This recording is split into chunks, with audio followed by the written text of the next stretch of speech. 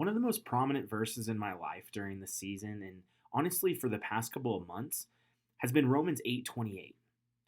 Paul reminds us in this verse that we know that in all things God works for the good of those who love him, who have been called according to his purpose.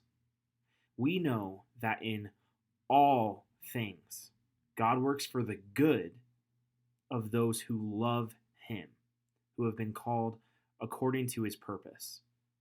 Almost every single one of us have experienced a difficult season in life, a season where stress or fear seemed to weigh so heavily down on us, a season where we didn't feel enough in the eyes of our parents, or we questioned the authenticity of our friendships, where we doubted the realness of God's mercy and forgiveness in our lives. You see, each and every one of us can relate back to a time like this and recall the way that we felt. So today, I want to talk about the sovereignty of God. Do you know what the word sovereignty means? It's a word we throw around in the church quite a bit, but do you actually know what it means? Sovereignty means of supreme power and authority.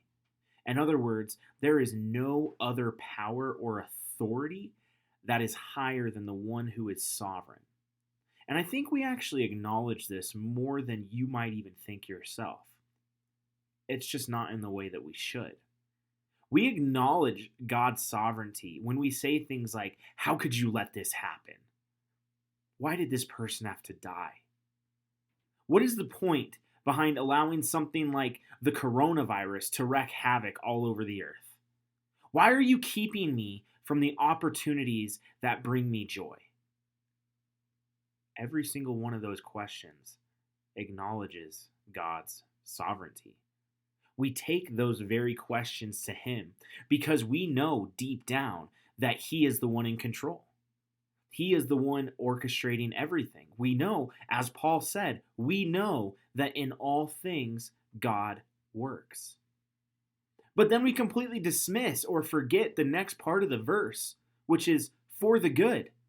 We know that in all things God works for the good of those who love him. You see, anxiety can be so powerful and so dangerous because by being ensnared by uneasiness or worry or fear for long periods of time, it causes us to be blind to the very goodness that God is working through in our situation. The situation that we are terrified of, the situation that we are worried about or uneasy in, can blind us to the very good that God is working in it.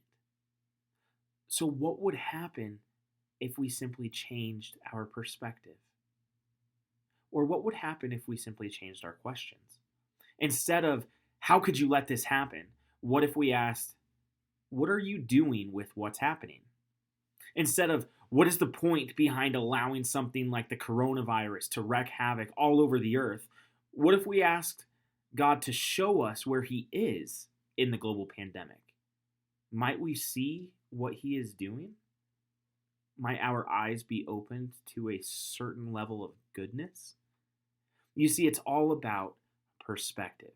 I want you to write down 3 questions that you have about how the coronavirus is personally affecting your life. And then I want you to share those questions with your family at dinner tonight. And then talk through as a family what some of the good things God might actually be doing in regard to your question. Now, will this cure your anxious heart? Not exactly. But it's a great step towards healing. So add it to your toolkit.